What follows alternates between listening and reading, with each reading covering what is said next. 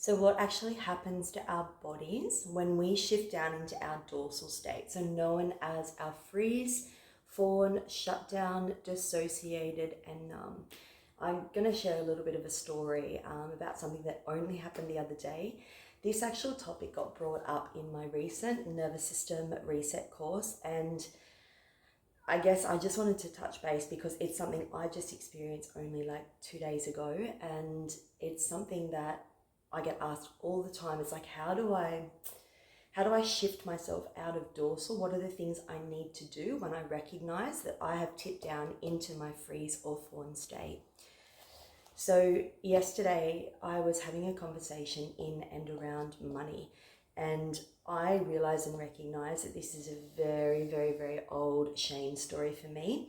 And they say that, again, shame's not really an emotion, it is a core belief.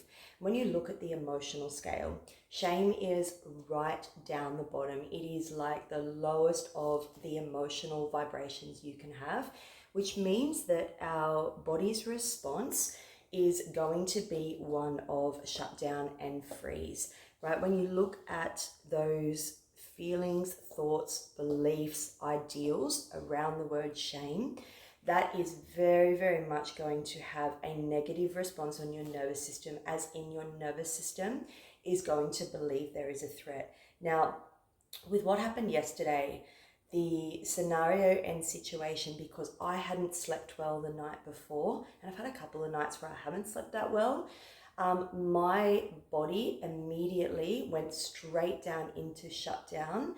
When we were talking with my husband around the topic of money, I noticed immediately that I went back into the old story of I should be doing more. What I'm doing is not enough. And then what's the point moving forward with what I'm about to do? I could recognize it, I could see it, and I could feel it, and I could hear it.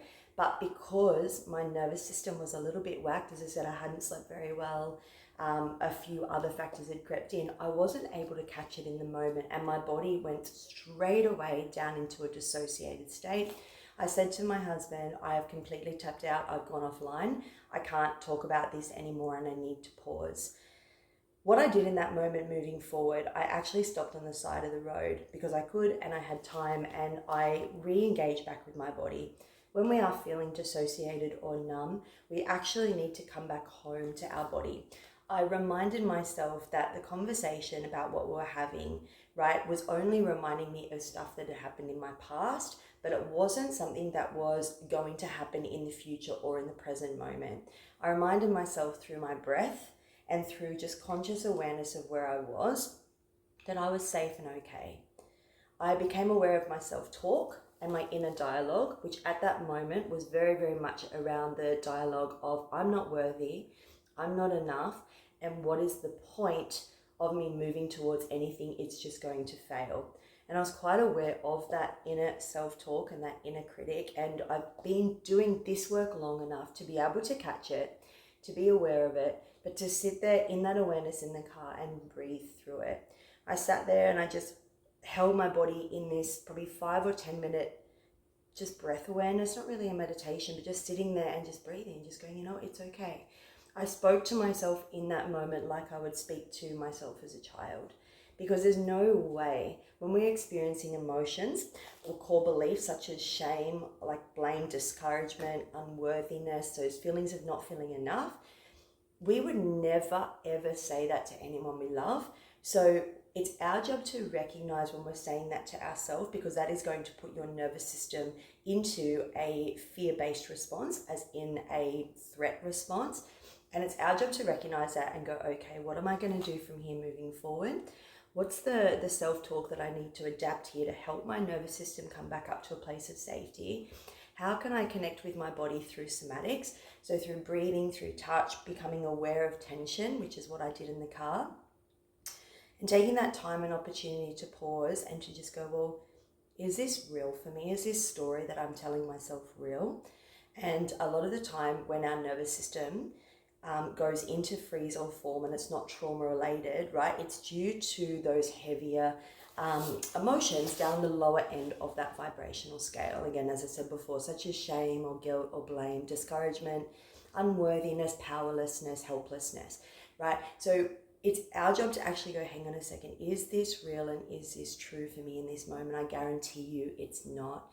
And then it's our job to actually go, okay, what is it that I need to help myself come back up? And for me in that moment was actually coming back up and moving through a little bit of anger, right? And frustration, right? So when I got out of the car, I actually went to the gym and I actually went and got upside down. I had a bit of a sweat to get that energy out, right? I moved through a little bit of anger, just allowing myself to feel angry, to feel frustrated, to shift that energy up and out. And that feels so much better than feeling shame.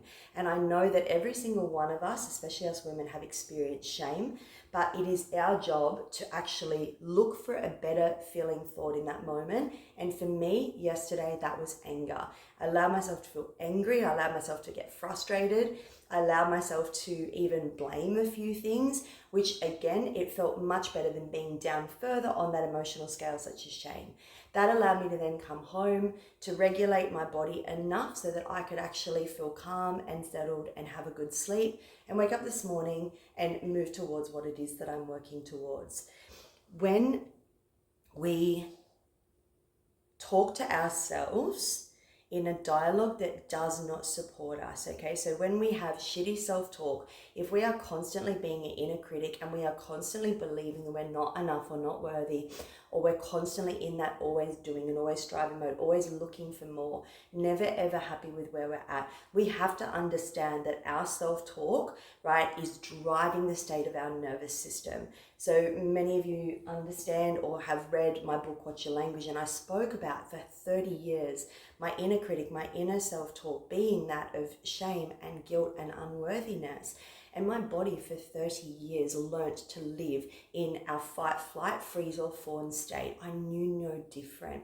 So for so many people, we think that our nervous systems are not wired or stressed or overstimulated, but if constantly 24/7 the words we speak to ourselves are those laced, right, with emotions that don't feel that hot, then your nervous system is going to be living in protection mode. I have a course coming on this, which I've been working on this for so long, and I actually did it quite a few years ago, but I feel like I'm in a really good place now to share from a nervous system point of view about how our self-talk and our inner critic really affects our autonomic nervous system, and of course how our body operates. If you are interested in this course and self-talk and our nervous system, send me a DM with the word self-talk and I will shoot you a link, and that is starting in 2026.